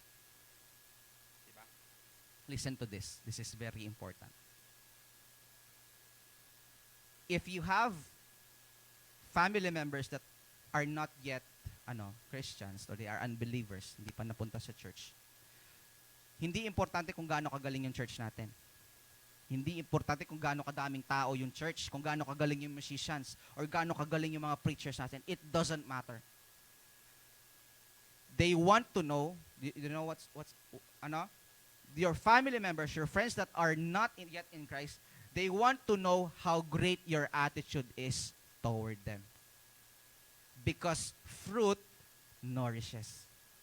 If your fruit doesn't nourish someone else, then you are starving them of love. You are starving them of being patient. You are starving them of self-control. You are starving them of faithfulness. Kasi meron ka lang gift, pero yung fruit, it never manifests. That's why it's very hard for them to believe what you are trying to convince them. Yes, you can preach, ganito kasi yan, namatay si Lord para sa atin. Pero kinabukasan, magmanuwas na ang pinggan, pota na mo. No? They are being fed and they are looking forward to paano mo ba sila itrato. Kahit ikaw pa yung pinakamagaling na preacher, na dancer, na musician sa church nyo, it's not important.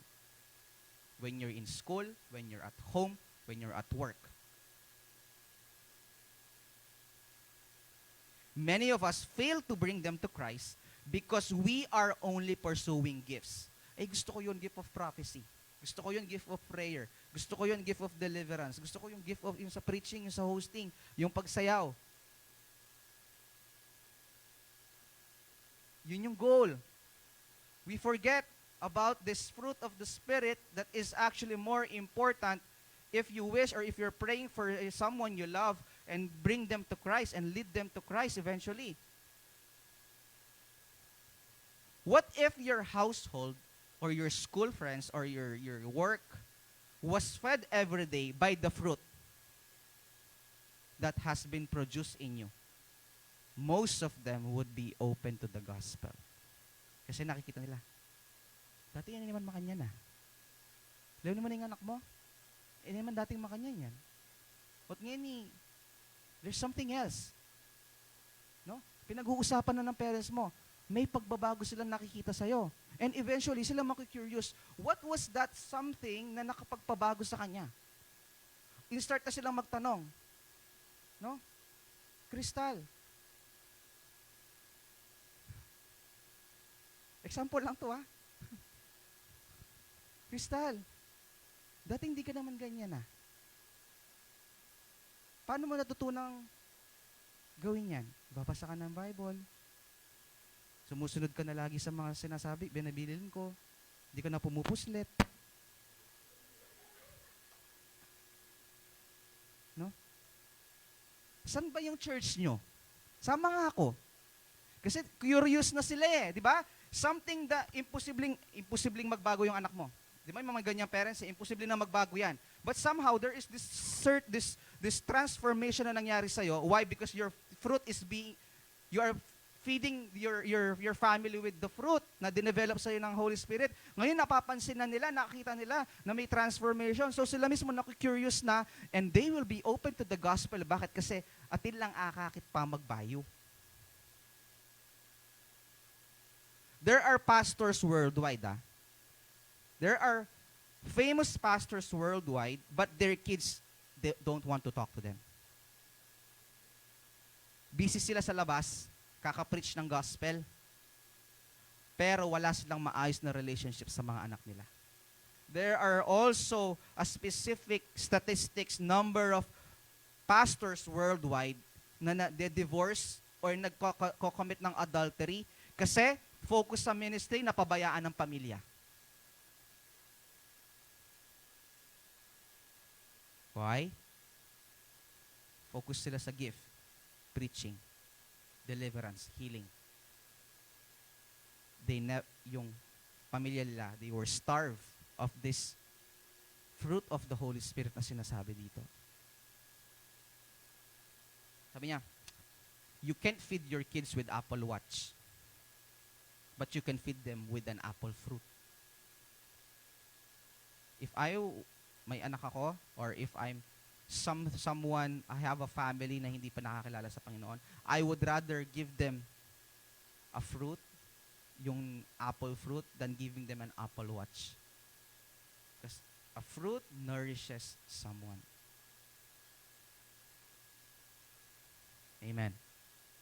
Can I hear na amen, young people?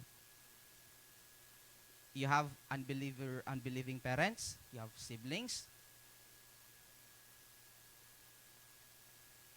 Una-una, develop a close relationship with the Holy Spirit. Don't work on your fruit, but it's important, young people, to understand and remind yourself, am I nourishing them with what the Holy Spirit is producing in me? Kahit gaano ko pinapagalitan, no? Lagi ang pinapagalitan. Wala kang gagawan. Dati, sige. Kulang na, may panumbok kong koyang mo ne. Pero biglang may pagbabago. Okay, pasensya ka na, naging apologetic ka. No? Hindi ka na nagsistart ng gulo. You tend to just keep silent. There's something na nagbabago. Gentleness, self-control yun eh. Di ba? Self-control yun. But mind you, young people, this fruit of the Spirit, di ba napansin? Bakit sinabing fruit, hindi fruits? Di ba siyam yun? So, dapat plural. Fruits dapat, di ba mga English major? Pero bakit ang nakasulat sa Bible, fruit of the Holy Spirit, hindi siya fruits? Gifts, sinabi, gifts, plural gifts. Pero pagdating dito, bakit fruit lang? Hindi niya sinabing fruits. Mamaya, balikan natin yan. Something to ponder. Ano pang ilang point na ba to? Last point. Fruit grows. If your fruit nourishes, fruit also grows. It grows slowly and sometimes a fruit, maasim muna yan bago maging matamis. Or mapait muna yan bago maging matamis. Why? It needs time to mature and grow. You can't get sabi ko nga kanina, by just laying hands, you can receive the gifts of the Holy Spirit. But by laying hands and pag-attend sa conference, pakikinig sa mga preachers, or you can get this fruit at a conference or during revival services. It doesn't come through laying on hands. It can't be received as a gift. It must grow as a fruit. Amen. And it's not instant. Nobody can impart the fruit of the Holy Spirit by laying on hands. Fruit, not gifts. You can't do that with the gifts. You can do that with the gifts, but not with fruit. You can get an anointing but not a change in your character. It will take time. Merong mga anointed na mga tao, but they don't have the gifts. They don't have the fruit of the Spirit. Pero anointed sila. Kasi na-focus sila doon sa gifts, hindi sa fruit. By the way, sabi dito, time doesn't change your character. It's the Holy Spirit who does that, though it does take time for Him to change us. This process will not be fast or accelerated. No matter how great your gifts and anointing are, the fruit of the Spirit will take time. Most of the time, it will take a lifetime. Minsan naiinip tayo, bakit tagal ko nang pinagpipray ito kay Lord, hanggang ngayon, 5 years na. 5 years ko nang pinagpipray ito, pero hanggang ngayon, wala pa din. Kapatid, it's not instant. It will take time, sometimes a lifetime. Sabi nga ni Warren Buffett, Warren Buffett, ewan ko. Sabi niya, you can't produce a baby in 1 month by getting 9 women pregnant. Di ba 9 months dinadala ang baby sa tiyan? Ang sabi ni Warren Buffett, gusto mo makapag-produce ng baby in 1 month? Hindi pwedeng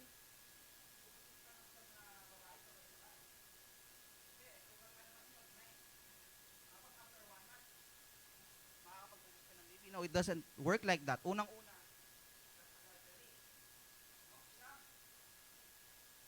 ano yung ibig sabihin ni Warren doon? Ibig sabihin, it always takes time. Hindi mo pwedeng i-expedite. Hindi siya parang Lazada na pwede mong i-expedite. Same day delivery or next day delivery, tapos mimuha ka lang yung rider. Diba? Hindi siya package na pwedeng i-expedite or something na pwedeng i-accelerate. It takes time for it to grow and mature. Sino na dito nakapanood nung Evan Almighty? Seriously? Hindi kayo mahilig sa comedy? Alam niyo yun yung naging Noah siya? Bruce Almighty, alam nyo. Yung si Jim Carrey, ginawa siyang binigay ng Diyos sa kanya yung kapangyarihan niya for a certain period. Yung kasunod nun, sequel nun, is Evan Almighty. Ang pelikula na yun ganito. So, si Evan is a congressman sa US, and then he suddenly was chosen by God to build an ark. Sa panahon niya, congressman, sabi niya, gumawa ka ng ark. So, naging pasaway siya nung una, eventually, in-expose siya ng Diyos, dahil ayaw niya sumunod, and then after nung pag-expose sa kanya, eventually, he gave in, and then he submitted to the will of the Lord. So, binili niya yung sa buong subdivision nila, para lang gumawa siya ng barko. Panahon niya, kamuha na ng asawa na. Sabi niya, ba't binili mo yan? Hindi natin afford yan. Miya, ano bang gusto mong gawin? Sabi ko, nagpaplano akong bumuo ng barkuhan. Barkuhan na. Diyan, sabi niya, walang katubig-tubig niya, ba't gagawa ka ng barko? Sabi niya, I received the word from the Lord that He wants me to build an ark. So, akala nung asawa niya na babaliw na. Kasi sino ba namang matinong kaisipan na magtatayo ng barko dyan sa may Glorieta? Di ba? Sinong gagawa nun? Magsasummer. So sabi ng asawa niya, pag hindi mo tinigilan yan, iiwanan kita. Sasama ko yung mga bata. So, he's very, committed na doon sa trabaho na panoorin niya, Evan Almighty, comedy to, pero maganda yung lesson. Evan Almighty. So, tinuloy niya, and eventually, napagod yung asawa sa pag-intindi. Kasi ang daming reporter Congressman, bakit ngayon nagtatayo ng New York Snowa daw siya? Kasi Chuya New York, pero gagawa yung barko. Gagawa yung ark. So, ang dami kino-cover na ng mga news outlets, ng mga magazines, ng mga publishers. Sabi niya, eto, baliw tong tao na to. Tapos naka-televise lagi. Ngayon, napagod yung asawa niya. Sabi niya, napagod na akong mag-i-defend ka sa mga reporters. Sabi nila, baliw ka. So, alis na lang kami ng mga anak ko kasi hindi mabuti para sa kanila. So, umalis siya. And then, nung pag-alis niya, kumain sila dun sa isang restaurant. Kilala niyo si Morgan Freeman? Yung magaling magsalita? Yung matanda lagi yung role niya? Yung anak ka rin Bawas-bawasan ng K-drama, ha? So, si Morgan Freeman, siya yung character, siya yung parang nagkatawang tao. Yung character niya is the Lord. Siya yung Lord na nagkatawan tao. Para yung parang daily kausap ni Evan. Parang nag-manifest in flesh. Ngayon, nandun sila sa kainan. And then, biglang nandun si Lord, si Morgan. Naging waiter naman siya doon. Kasi Diyos siya, kahit ano pwede niyang gawin And then eventually, nandun yung yung pamilya niya, yung asawa niya, tsaka yung mga anak niya. Kasi nga, umalis sila sa kanila. So, nanonood sila ng TV. Tapos napansin ni Morgan, sabi niya, okay ka lang ba, miss? Sabi niya dun sa asawa niya, kilala mo yung tao na yan, nasa balita na yan, yung baliw na yan. Sabi niya, asawa ko yan. New York Snowa. Sabi niya, sabi niya, okay lang ba kung kausapin kita para at least gumaan yung pakiramdam mo? So, umupo si Morgan, tsaka siya, one-on-one sila ni Lord. Sarap yata no? One-on-one sila ni Lord. And then sabi niya, sabi ng babae, nag-open siya. Alam mo, sabi niya, ang panalangin ko sa Diyos is gusto ko maging mas close yung pamilya namin. Pero bakit parang ganito yung, parang kabaligtaran na tayong nangyari? Sabi niya kay Morgan, which is the Lord actually do sa movie. Ang sabi ni Morgan, this is very good. Sabi niya, if someone prays for his family to be close, do you think the Lord will instantly make them a very close family? Or He will give them opportunities, mga pagdadaanan sa buhay for them to be close? If someone prays for patience, do you think the Lord will just transform you into a very patient person? Or will He give you situations that will test your patience so that character will be developed in you? Ganda, no? Hindi niya ganun sinabi, pero yun yung thought. No? God gives us the fruit of the Spirit in seed form. Lalo yung seed. Ne? In seed form. Hindi siya automatic na binigay sa iyo ng Panginoon. Automatic kanan me. It needs to be nourished. It needs time to mature. And He then provides us with the opportunities for that fruit to mature as we choose to lean on the Holy Spirit in those moments. Let me give you an example. The more we yield to the Holy Spirit in times of fear, the more fruit of faith is being developed. Why? Kasi instead of leaning to something else, you lean on the Holy Spirit. As we surrender to the Holy Spirit in times of stress, the fruit of long suffering is cultivated. When we have an opportunity to get offended, no? Talagang na-offend ka. But we depend on the Holy Spirit, He develops the fruit of love. Do not expect that all this 9, you have a struggle sa attitude problem mo. And then, Lord, gusto ko mabago to. Yes, the Lord will make you into something else. But do not expect that ibibigay niya yan ng instant. But rather, He will give you opportunities so that you can depend on the Holy Spirit and work on that fruit so that character will be developed in you. Amen. You have a choice. It's either lean on the Spirit or lean on your flesh. Na-offend ka. Tumbukan me o manahimik ka. Choose. Kasi gusto na laman, gaganti, ali.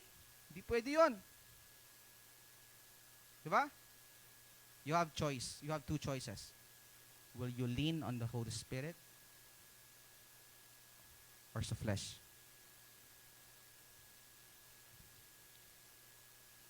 Christian character will not be developed by striving, but by surrendering. Surrender to the Holy Spirit. Stop trying harder. Try differently. Start yielding on the Holy Spirit daily. Yield to Him the areas of your character that are weak and cause you to fail. Whenever a temptation presents itself for you to act out of character at that moment, follow the Holy Spirit away from sin. Okay, I just got something else. Just received something. When you're mad, yung character mo, lumalabas. Diba? Pag galit ka. Always remember, pag galit ka, and when you're being tempted to go, sabi niya, out of character. Ibig sabihin ng out of character, it's not you. Hindi ikaw yung magagalitin. Hindi ikaw yung mainipin. Hindi ikaw yung unfaithful. Hindi ikaw yung walang self-control. Ang sabi, when you act out of control, ibig sabihin nun, the real you is patient. The real you has self-control. The real you is lovable. The real you is kind, is gentle, etc., etc., etc. When you are being tempted to act out of this 9, that's not you. Why? Because you have the Holy Spirit in you. Amen. Amen. Can I hear an amen? Whenever you are being tempted, ay, parang sa sa taping, di ba? Ay, na out of character ako dun eh. Di ba? Kagaya nung, ano ba yon? Yung pelikula ni Ding Dong tsaka ni Marian. Ano ang title na? Yung Rewind, ne? Kamukha ko ka Marian ka rin. Una-una, hindi siya marunong tumiming. Natanggal na sa trabaho yung asawa niya, sinunod pa niya yung birthday niya. Di ba? Eh, tapos inopen pa niya yung tatay niya. Kamukha ko ka Marian. Di ba? Di ba yung mga artista sometimes, ito yung role mo ang role mo is umiyak. Ang role mo dito is, ito yung role mo. Sometimes, these actresses, these actors, they go out of character. Sila mismo alam nila. No? Kasi hindi yun yung nature ng character eh. Di ba? Before yan mag-start ng shooting, magpe-press conference yan. Sasabihin sa mga artista, ito yung character mo, eto ka. Kaya doon sila huhugot ng emotions ng feelings Kasi yun yung pinoportray nilang character. So whenever they go out of character, sila mismo alam nila. Bakit? Kasi hindi yun yung nandun sa script. Amen.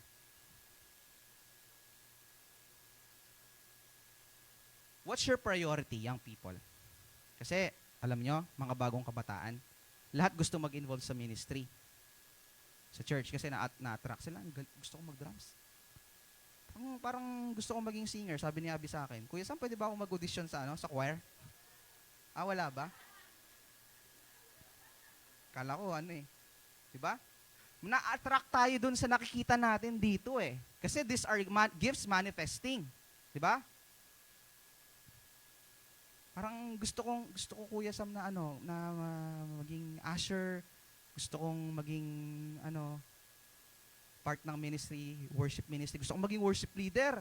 Si Ethel nun, naalala ko nun doon sa Lumang Church, pumunta siya sa pulpito, tsaka siya nagagaganyan, no?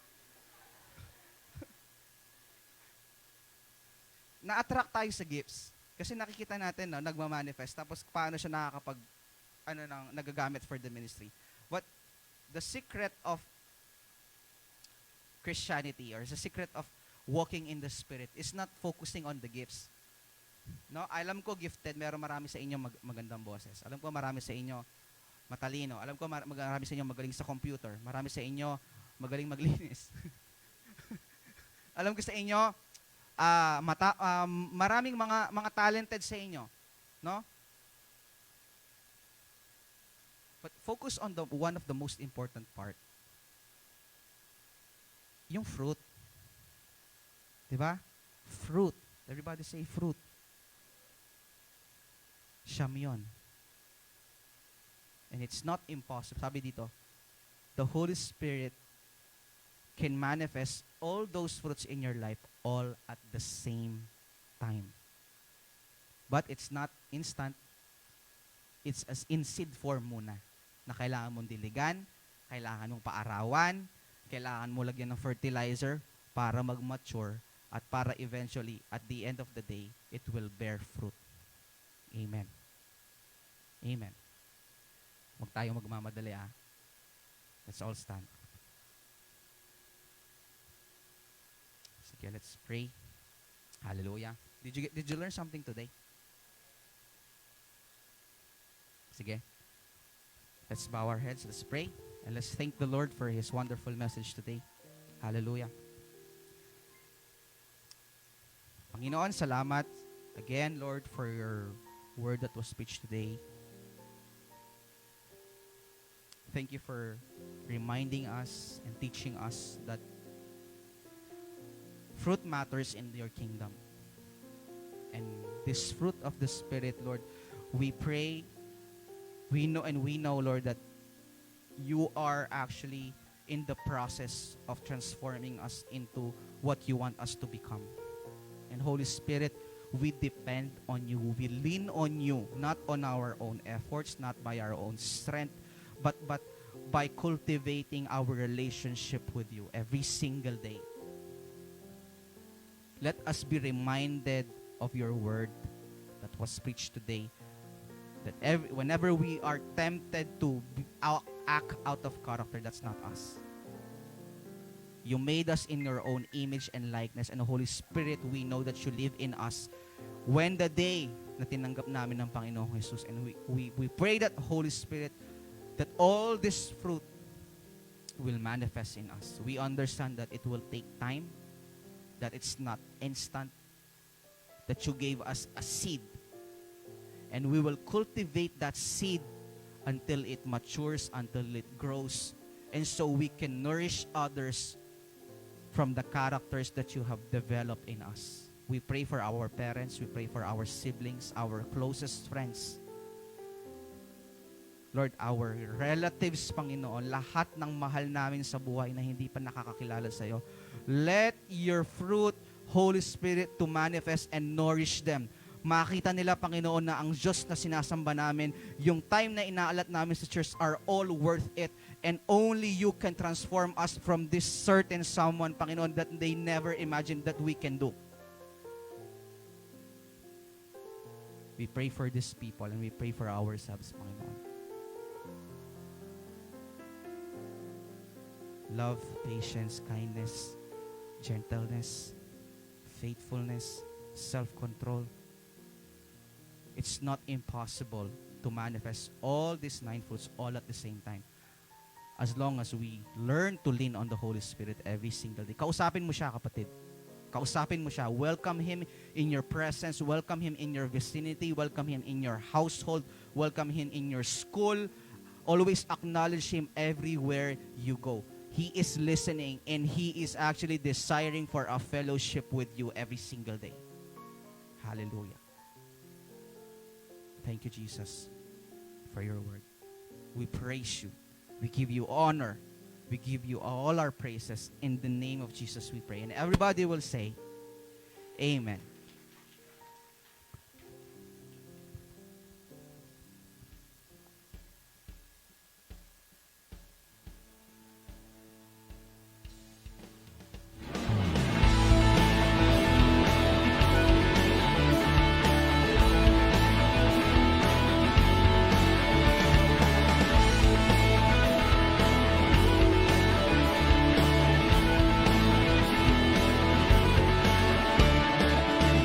God of wonders, the rock of my salvation. Through you, victory has come. God of victory, the author of my faith. Whom should I fear when you're with me? There'll be no giant that can stand on my way. I don't care what they say.